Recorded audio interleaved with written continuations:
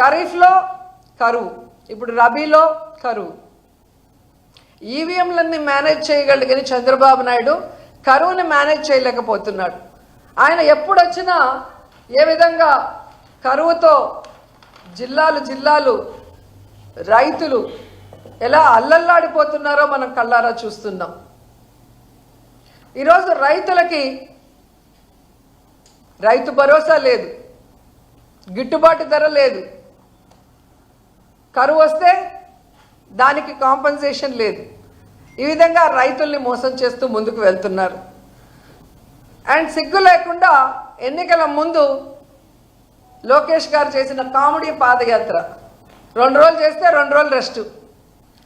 ఆ పాదయాత్రలో పెట్రోల్ బంకుల దగ్గర సెల్ఫీలు తీసుకోవటం, సూపర్ మార్కెట్ల దగ్గర సెల్ఫీలు తీసుకోవటం, సబ్ స్టేషన్ల దగ్గర సెల్ఫీలు తీసుకోవటం, మేము కరెంటు పెంచము, మేము పెట్రోల్ డీజిల్ పెంచము, నిత్యావసర వస్తువుల ధరలు పెంచము అని చెప్పి గొప్పగా చెప్పుకున్నారు.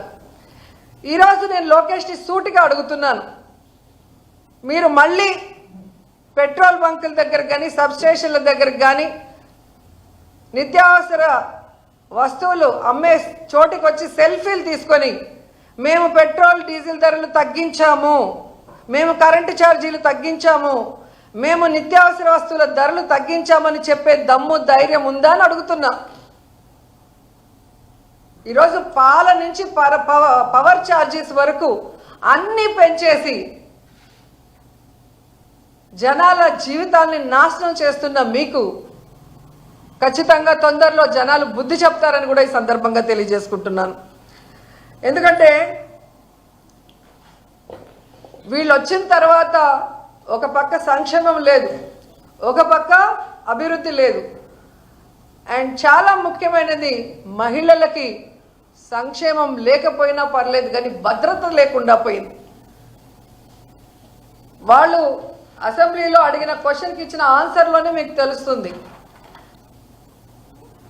జూన్ 24 నుండి జనవరి 25 వరకు 16,809 కేసులు. అంటే ప్రతిరోజు దాదాపుగా 70 మంది మహిళలు చిన్నపిల్లల మీద ఏ విధంగా రేపులు కానీ అఘాయిత్యాలు కానీ టార్చర్లు కానీ న్యాయాలు కానీ అన్నీ జరుగుతున్నాయో వాళ్ళే సాక్షాత్తు అసెంబ్లీలో అడిగిన క్వశ్చన్కి ఇచ్చారు. ఈరోజు జగనన్న అధికారంలో ఉన్నప్పుడు మహిళా పక్షపాత ముఖ్యమంత్రిగా మహిళలకు ఎంత అండగా ఉన్నారో మనం కళ్ళారా చూసాం. కానీ ఈరోజు చంద్రబాబు నాయుడు ముఖ్యమంత్రి అయ్యాక మహిళల కక్ష సాధించే విధంగా ఈరోజు కార్యక్రమాలు చేపడుతున్నారు. ఉదాహరణకి ఎన్నో ఉన్నాయి. ఈ రాష్ట్రంలో ఎంతమంది ఆడపిల్లల్ని రేప్ చేశారు, చంపేశారు, ముక్కలు చేసేశారు, అయినా కూడా పట్టించుకోరు. ఎక్కడికి ముఖ్యమంత్రి కానీ డిప్యూటీ కానీ హోంమంత్రి కానీ రావటానికి కూడా మనసు సహకరించదు. ఎందుకు ఇవన్నీ జరుగుతున్నాయి అంటే వీళ్ళు విచ్చలవిడిగా ఈరోజు మద్యాన్ని ప్రవహింపజేయటమే. ఎక్కడ చూసినా బెల్ట్ షాపులు, గంజాయి, డ్రగ్స్ ఈ రాష్ట్రంలో ఉన్న యువతని నాశనం చేస్తుంది. ఆ యువత చేతిలో ఈరోజు ఆడపిల్లలు బలి అవుతున్నది నిజం కాదని అడుగుతున్నా.